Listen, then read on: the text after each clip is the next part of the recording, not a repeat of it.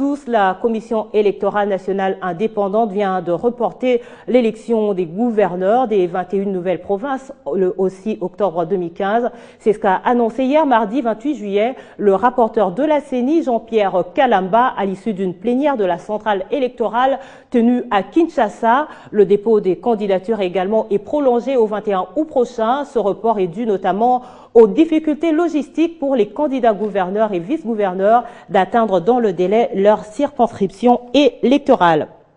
Je l'annonçais au sommaire, la 12e session ordinaire du comité exécutif du Forum des parlementaires de la Conférence internationale pour la région des Grands Lacs CIRGL s'ouvre ce mercredi 29 juillet à Kinshasa. Cette réunion de 2 jours se penchera sur les questions politiques, sécuritaires et humanitaires dans les États membres de la région, notamment sur la crise en République du Burundi, le Soudan du Sud, la République centrafricaine et l'Est de la République démocratique du Congo. Ouverte mercredi, cette session de Kinshasa va se clôturer jeudi 30 juillet avec un communiqué final et adopter le programme de la 6e session ordinaire de l'Assemblée plénière du Forum des parlements de la CIRGL qui se tiendra au mois de décembre 2015 à Luanda en Angola. 34e réunion des ministres en charge d'énergie des pays de la SADC, on en parle. L'objectif est de prendre note des progrès accomplis en matière de mise en œuvre du programme énergétique de la SADC et donner des orientations sur les questions énergétiques stratégiques. 15 ministres des pays membres de la SADC ont pris part à cette réunion en Afrique du Sud. Les délégations des 15 pays membres de la SADC se sont attelées sur l'établissement du centre de la SADC pour les énergies renouvelables et l'efficacité énergétique, la contextualisation du programme SADC avec le plan directeur du développement des infrastructures et puis les statuts de la régulation de l'électricité dans la région.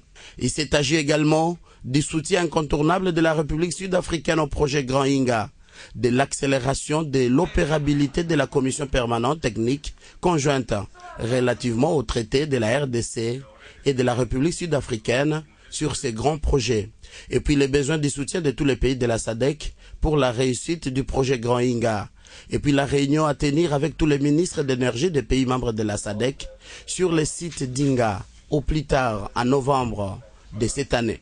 La RDC a annoncé au cours de cette Assemblée générale du processus de mise en place de l'Agence nationale des services énergétiques ruraux, déjà en cours, et puis la préoccupation de l'Angola pour sa non prise en compte à travers le projet Grand Inga, alors que le projet prévoyait le passage de la ligne de transmission RDC-RSA en territoire angolais. De plus, l'Angola est cité dans les traités entre la RDC et la République sud-africaine. Le souhait de la République sud-africaine est de rencontrer la RDC à Pretoria dans un plus bref délai. Une mission accomplie pour Magui Rwakabuba, vice-ministre de la RDC à l'énergie. Direction la province du Congo central pour parler des intenses activités et cérémonies à Matadi auxquelles a pris part Jacques Mbadou, gouverneur du Congo central. D'abord, la cérémonie de collation des grades académiques de l'ISIPA, la visite des stades d'Amar et Lumumba en construction et l'ordination sacerdotale de 6 prêtres. Mathieu Kamango. Au reste des lauréats, une enveloppe d'1 500 000 francs congolais a été remise pour leur rafraîchissement. Avant d'effectuer la visite de cet établissement, Jacques Mbadou a promis d'envoyer dans un bref délai 200 sacs de ciment pour la poursuite des travaux de construction du reste du bâtiment de l'ISIPA Matadi, ainsi qu'un moyen de transport pour les corps enseignants. Soucieux de la révolution de la modernité prônée par le chef de l'État Joseph Kabila, Jacques Mbadou Sitou s'est rendu dans l'après-midi de cette même journée au stade d'Amar et Lumumba de Matadi. Une façon pour les chefs de l'exécutif provincial de se faire une idée sur l'évolution des travaux. Nous voulons faire un stade auxiliaire au stade Lumumba.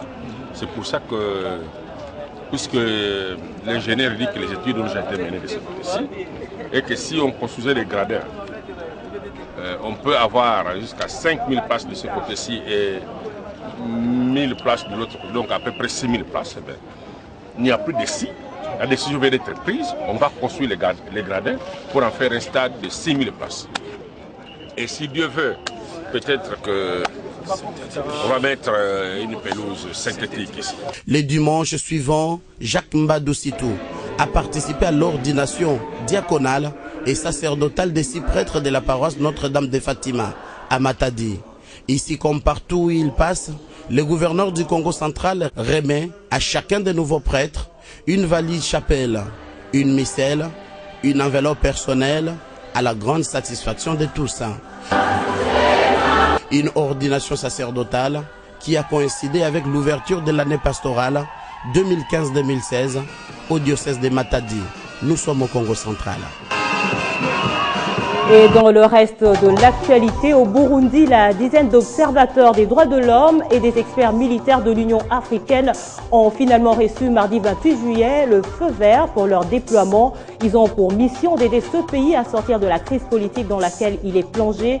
Le Conseil de l'Union africaine a donc entamé de nouvelles négociations pour que ces effectifs soient revus à la hausse. En attendant, le reste de l'équipe, 10 observateurs et 10 experts militaires sont attendus au Burundi samedi prochain.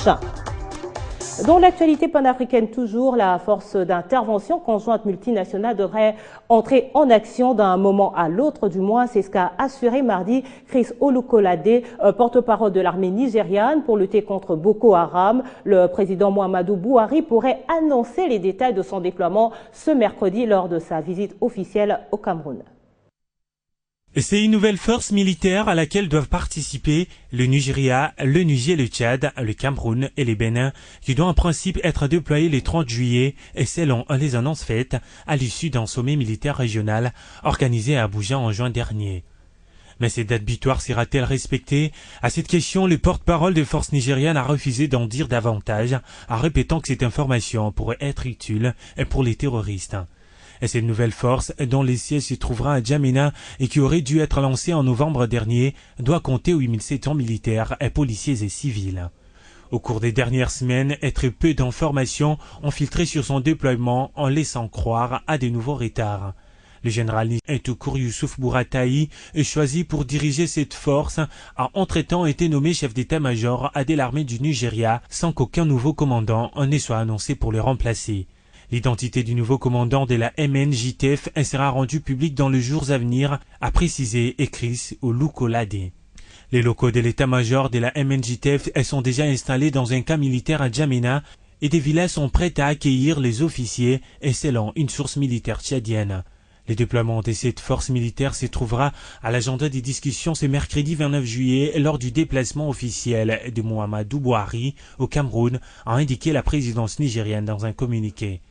Et c'est la première visite du président du Nigérian dans ces pays lourdement touchés depuis quelques semaines par des attentats attribués à Boko Haram. Dans sa tournée pour renforcer la coopération régionale contre les terroristes, le président nigérian est ensuite attendu samedi au Bénin pour une visite d'un jour. Et puis cette page rose en l'honneur de la première dame de la RDC, Marie-Olive Lembe Kabila, l'épouse du chef de l'État, Joseph Kabila, qui fête ce mercredi 29 juillet ses 40 ans d'âge. Pour ce faire, la rédaction de Télé 50 a adressé son portrait, une façon de lui souhaiter un joyeux anniversaire. On passe au sport. Vous le savez, la construction des stades municipaux à travers la ville-province de Kinshasa constitue un véritable défi pour le gouvernement congolais qui tient à sa réalisation. Et sur les 5 stades que doit bénéficier la capitale, l'on compte également celui de la municipalité de Bandalungwa, dont le bourgmestre a inspecté les travaux ce mercredi. Lancés le 17 mars 2015, ces travaux ont connu un léger retard de 2 mois dû à l'étude du milieu, mais aujourd'hui le constat est plutôt positif. On écoute à présent le chef de mission de contrôle des travaux, mais également Adrien Longangue, bourgmestre de Bandalungwa. Du sport toujours, parlons handball cette fois-ci. Le club d'SMP termine sur le podium au championnat de la Ligue de handball de Kinshasa. Les filles du Daring Club Motema Pembe ont battu hier mardi le handball club Interkin par 30-23 au terrain annexe du stade des Martyrs en match comptant pour la petite finale du championnat de Kinshasa. Sans surprise, les filles d'héritage restent sur le toit du handball de la ville-province de Kinshasa. En finale, elles ont battu l'équipe des vainqueurs avec l'écart des 4 buts, soit 31-27.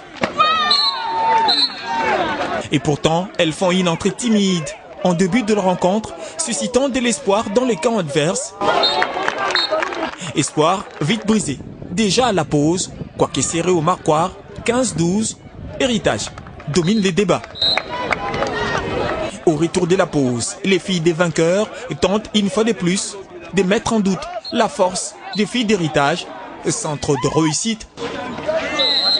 Elles font face à l'expérience conjuguée au réalisme de leur adversaire, mais elles tiennent les coups, puisqu'à 4 minutes de la fin du match, elles ne sont menées que de 4 buts, soit 26-22.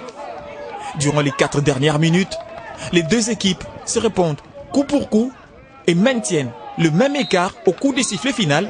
Les filles des vainqueurs sont vaincues 31-27. Héritage est championne de Kinshasa. Aujourd'hui, je vois que l'adversaire était décidé de gagner les grandes quand même. Nous avons montré que nous sommes des grands, nous avons quand même l'expérience. Nous avons gagné. Il faut reconnaître, nous sommes une équipe jeune. L'équipe a été renouvelée à 90%.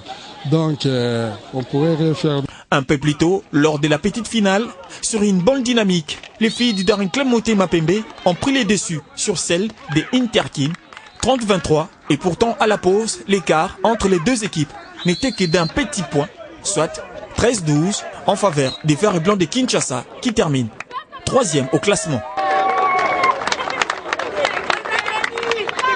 Voilà, c'est sur cette note sportive que se clôture ce journal. Merci de l'avoir suivi. On se retrouve dans un instant pour la revue de presse.